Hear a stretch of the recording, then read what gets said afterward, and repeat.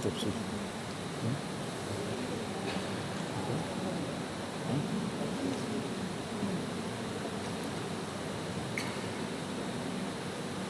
Bapak, saudara-saudari, serta anak-anak yang terkasih dalam Tuhan kita Yesus Kristus.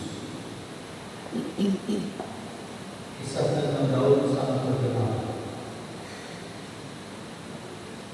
Jalan sang penggawa yang bisa mengalahkan raksasa Filistin dengan apel atau senjata ajaib. Hari ini dikisahkan hal lain terkait dengan Daud. Dia dipilih dari antara saudara-saudara. Samuel datang atas perintah Tuhan untuk menyeleksi anak-anak Israel. Maka karena itu semua anak laki-laki dari keluarga Israel disuruh berjalan lewat hadapan Samuel. Beliau tinggi besar, menurut ukuran atau pandangan manusia cocok dia menjadi raja. Tetapi bagi Tuhan tidak. Semua anak-anak Israel berjalan di hadapan Samuel, tidak ada yang dipilih oleh Tuhan. Sampai akhirnya Samuel bertanya kepada hanya ini anakmu? Dan saya menjawab, saya ada satu di padang rumput. Nah itu dia Daud. Kerjanya sehari-hari mengembalakan kaki domba bapaknya. Oleh karena dia harus berhadapan dengan aneka rintangan atau tantangan di lapangan. Misalnya binatang dengan buas, maka dia harus tampil membela, menjaga domba-dombanya. Dan tadi saya katakan dia ahli dalam bidang memakai senjata alih-alih untuk bertapel ketika berhadapan dengan Goliat. Dia menang karena itu.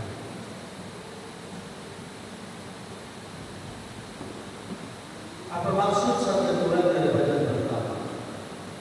Maksudnya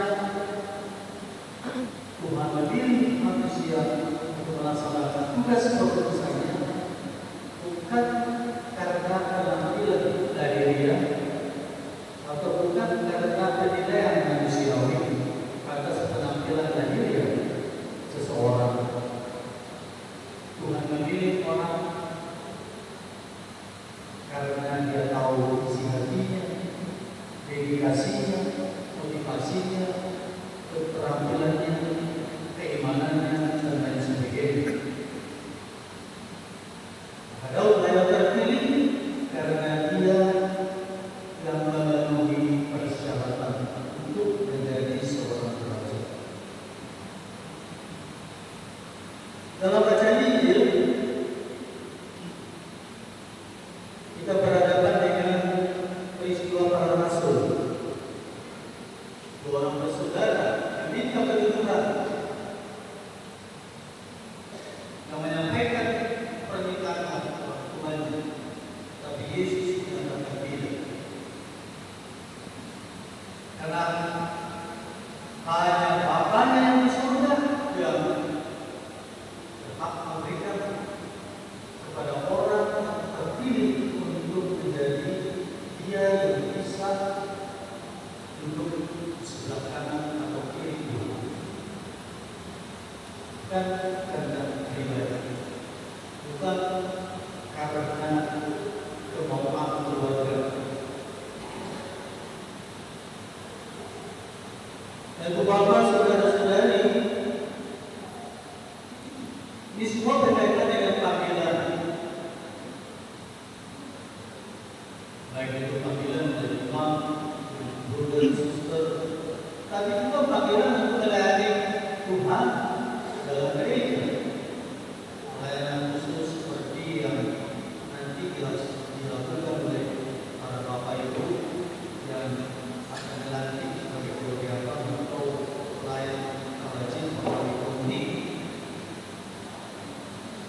Apakah mereka dipilih dalam penampilannya yang gagah karena punya latar belakang pendidikan yang sangat tinggi, karena mereka kaya, karena mereka tampan? Tidak. Melalui seleksi yang disimpulkan bahwa orang ini itu ada kriteria yang harus terpenuhi agar bisa dilantik sebagai pelayan talazim bagi komunitas atau prodiakon. Bukan karena mereka mengendalinya. Kalau orang ambisius justru tidak boleh. Kalau ambisius tidak pantas untuk menjadi pelayan Allah. Mengandalkan kekuasaan juga tidak. Mengandalkan kekuatan ekonomis karena kaya pun tidak. Bukan berarti mereka tidak bisa. Bisa saja mereka itu orang berpendidikan. Bisa saja mereka itu orang kaya. Tetapi bukan itu yang pertama-tama menentukan. Tetapi yang menentukan adalah dedikasi. Kemauan baik untuk melayani, kesediaan untuk berkorban. Karena di dalam gereja kita tahu tidak banyak, tetapi satu dalam Tuhan. Tidak boleh saja memiliki tugas dan tanggung jawab berbeda-beda, tetapi semua tugas dan tanggung jawab itu kita laksanakan dalam kebersamaan dan sesuai dengan kehendak Tuhan demi kemajuan gereja. Jadi para bapak dan ibu ini yang terpilih untuk menjadi prodiakon sebahagian dari umat yang dipanggil melayani secara khusus, dan itu menuntut pengorbanan tanpa gaji, tapi harus rela mengorbankan tenaga, waktu, pikiran, dan lain sebagainya untuk melayani sesama demi kesejahteraan jiwa dan raganya. Tidak gampang menjadi pelayan, dan tidak semua orang dapat menjadi pelayan yang baik. Dan seperti dalam Injil, mereka tidak menuntut kedudukan itu, kedudukan itu mendampingi Yesus dalam gerejanya untuk melayani. Tidak. Yesus memilih mereka melalui gerejanya untuk melakukan sesuatu yang memang dikehendakinya demi kemajuan gereja dan demi kekuasaan mereka, bukan demi kebanggaan mereka.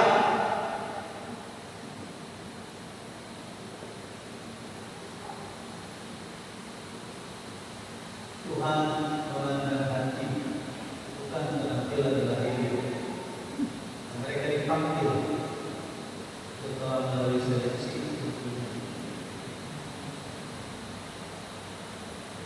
Ibu bapak saudara-saudari, gereja kita, gereja Katolik, memiliki keunikan dalam penegakan hukum. Karena apa? Karena di dalamnya kita itu beragam, khusus dan masing-masing ambil bagian dalam karya penyelamatan Tuhan untuk manusia.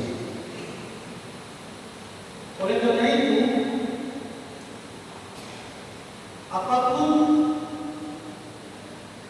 tugas dan tanggung jawab kita dalam masyarakat gereja ini, kita tetap ambil bagian dalam karya penyelamatan Tuhan. Saya sebagai uskup, mereka di belakang saya sebagai imam, ada yang sebagai suster, dan ada yang sebagai prodiakon dan yang lain-lain sebagai jemaat. Dan jemaat itu masih banyak lagi tugas dan tanggung jawab dalam masyarakat. Ada sebagai ibu, ada sebagai bapak, sebagai anak, sebagai negeri, tentara, polisi, dan lain sebagainya. Semua ada cara masing-masing ambil bagian dalam karya penyelamatan Tuhan. Semua ambil bagian dalam upaya membangun gereja. Oleh karena itu, Bapak tidak bisa mengatakan, kan aku tidak dipilih menjadi prodiakon, aku bukan kadipis, aku bukan guru, aku bukan suster. Aku bebas dari tanggung jawab. Menjadi orang Katolik saja sudah memiliki tanggung jawab. Dipanggil menjadi orang beriman sudah memiliki tanggung jawab. Sebagai ibu, sebagai anak-anak, dan sebagai suami. Sebagai suami, tapi bertanggung jawab terhadap ibu, istri, dan anak-anak. Sebagai kepala negeri, bertanggung jawab terhadap negara dan masyarakat. Sebagai tentara, bertanggung jawab mengamankan negara. Sebagai polisi, bertanggung jawab mengamankan masyarakat. Sebagai orang Katolik, selaku orang Katolik, yang tentara, yang polisi, yang guru, yang apa saja, kita tidak lepas dari tanggung jawab. Dan memang ada yang bertanggung jawab secara khusus. Itulah mereka yang dipilih. Itulah kami yang dipilih menjadi uskup, menjadi imam, menjadi broder, menjadi suster. Itulah panggilan khusus. Dan kita lihat di dalam gereja ada begitu banyak keragaman pada tanggung jawab, tetapi tujuannya satu, demi keselamatan manusia, demi kesejahteraan kita bersama. Kalau tidak ada gunanya uskup, tidak ada gunanya suster, tidak ada gunanya prodiakon. Adanya gereja sudah punya tujuan tersendiri. Oleh karena itu, gereja disebut sebagai sakramen keselamatan karena menjadi sarana dan tanda keselamatan. Kalau menjadi tanda, artinya setiap orang yang masuk ke dalam gereja boleh mengalami di situ keselamatan karena gereja telah menampilkan keselamatan itu sendiri. Berada sebagai gereja sudah harus menjadi tanda keselamatan. Apa tandanya? Kita saling mengasihi satu sama lain, tidak ganti terhadap satu sama lain, mengkritisi secara benar demi kemajuan, tidak mengkritisi supaya orang cium nyalinya, tetapi supaya bangkit nyalinya. Begitu gereja ada sebagai tanda bahwa Tuhan ada di sini dan gereja menghadirkan kasih Tuhan. Masing-masing pribadi ada caranya menghadirkan kasih Tuhan. Itulah orang bisa mengalami keselamatan dalam gereja ini.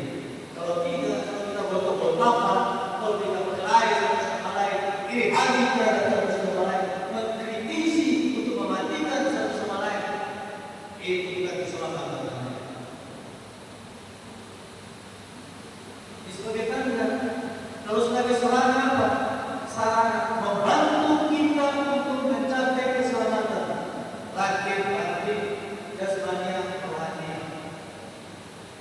sejahtera di sini dan sejahtera di akhirat. Dan sarananya adalah gereja. Gereja menjadi sarana yang membawa kita ke sana. Ibaratnya mobil kita tumpangi bersama, atau ibaratnya kapal yang membawa kita ke seberang sana. Begitulah gereja menjadi sarana keselamatan bagi semua orang yang masuk ke dalamnya. Dan kita mengerjakan di dalamnya keselamatan itu menjadi tanda. Oleh karena itu ada fungsi prodiakon, ada fungsi jerawan-jerawati, ada fungsi imam, ada fungsi uskup, ada fungsi paus. Bukan tanpa tujuan gereja yang ada di dunia. Bukan ada gereja ada. Dan semua kita yang tanggung jawab. Oleh karena itu, Ibu Bapak, saudara-saudari, mari kita melakukan tanggung jawab kita masing-masing dengan baik. Ini kemajuan gereja. Dalam hal ini menjadi kemajuan gereja dahulu. Kalau kita bicara tentang gereja di sini, dukung mereka, doakan mereka, supaya mereka bisa melaksanakan Tuhan dengan baik, dan mohon doa dari mereka supaya semua umat bisa menjadi Katolik yang baik dan benar, militan, setia sampai akhir.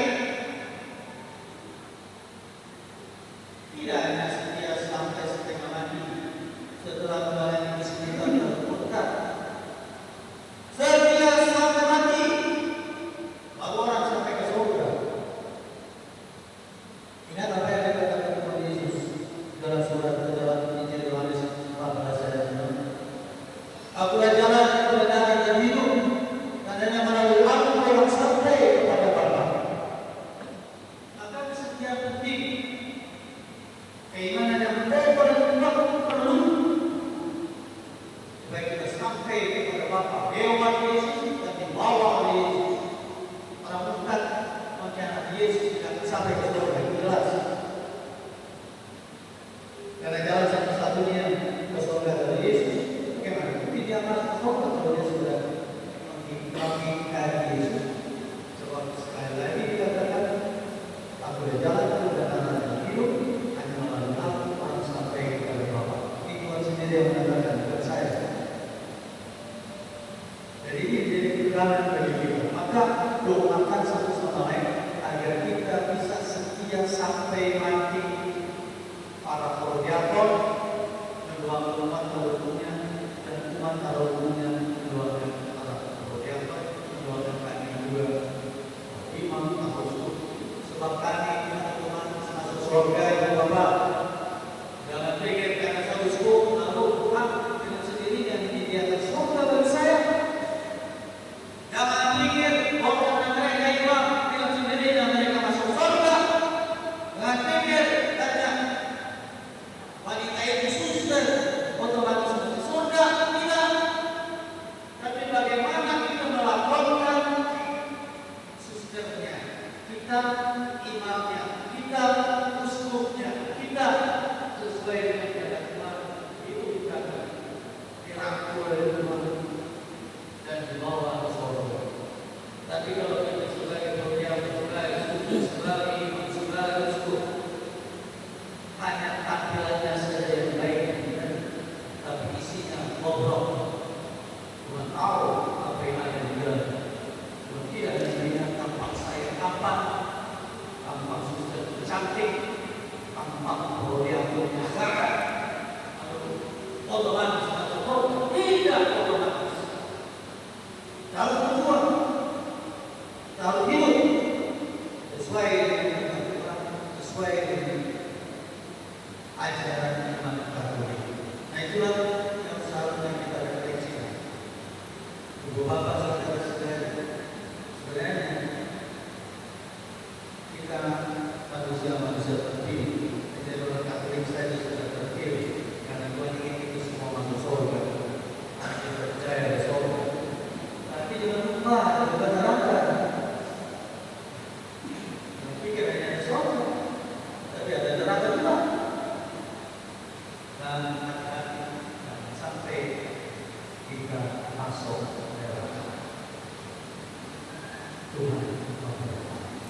Amin.